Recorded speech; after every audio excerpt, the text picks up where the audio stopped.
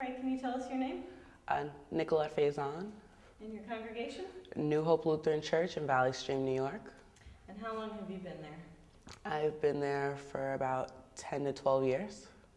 Were you raised Lutheran? Uh, Raised, yes. So that's how you became part of this church? Yes. Can you tell me a little bit more about your congregation? My congregation is predominantly elderly and Caucasian. It is at the moment in a mixing pot. There's a lot more immigration coming into our area. Therefore, we have a lot more diversity entering in, not only with color, but of youth. And it's in a progression, I guess you could say. And can you, what accomplishment of your congregation are you most proud of? Accomplishments, everything, everything. When we got a new pastor about 6 years ago, we opened up a daycare, we opened up an after-school program, and our Sunday school just took off. And we also started a summer camp, which really reaches out to people in the community. And we just started opening our doors to a lot more communal projects. And I think just all that work made me very proud to be part of that congregation alone. And is your community predominantly Caucasian, or is it pretty diverse? Majority is actually people of color. And the area where the community actually is in, it's on the border of a Caucasian area, but it's located inside of the people of color. So it reaches out to many different people. Okay. And how are you involved in your congregation? Are there programs that you help with? What am I not doing? At the moment, I'm on my call committee. I am normally a camp counselor on the summer program, and I've been doing that since it started. I am more or less the youth leader, indirectly with my mother. I attend Bible study. I once was, whatever I am at the moment, a Sunday school teacher.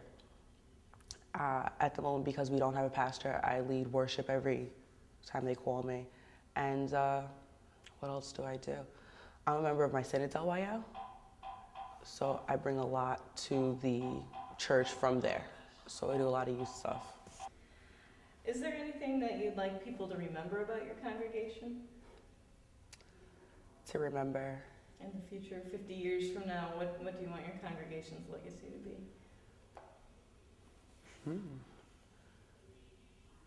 be?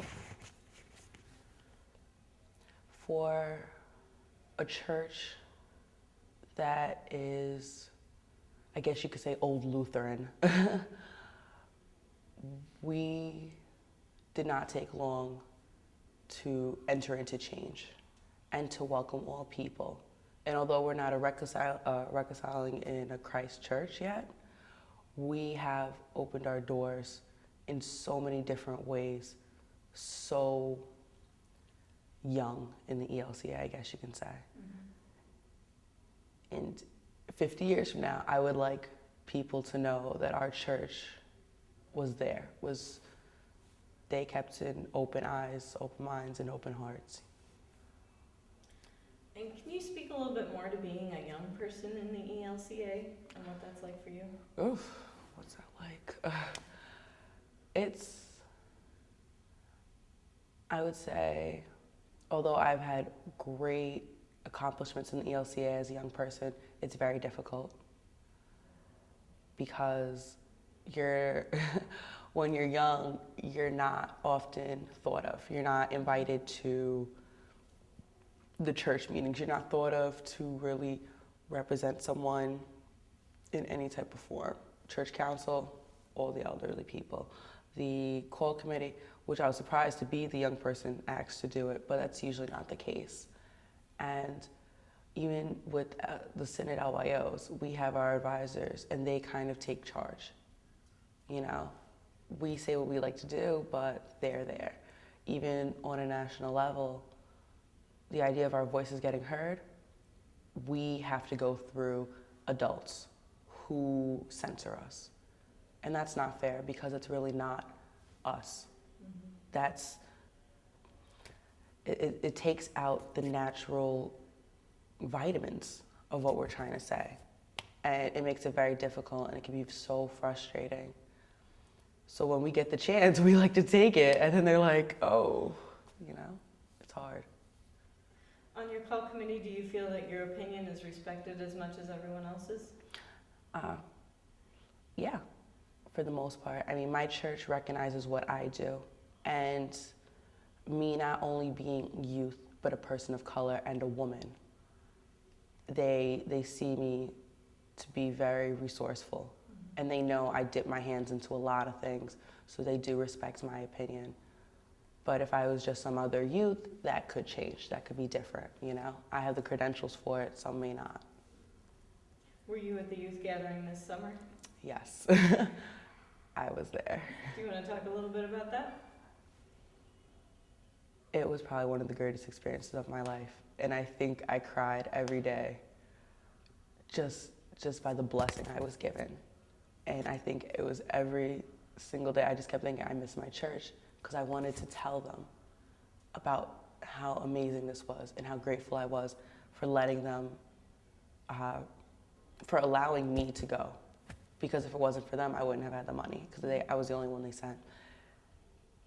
And that gathering was so powerful. I mean, 39,000 people coming together in this dome and worshiping as one voice, one very off, badly toned, but voice. And it was beautiful. And when everyone did the wave, you're just like, wow, we're a unit, because we were all on the same page. And we all were here for one reason, and that was Christ. And just the performance of all these people strong in their faith, and the speakers. Those speakers touched me. And the fact that I even knew about half of them, I was overwhelmed.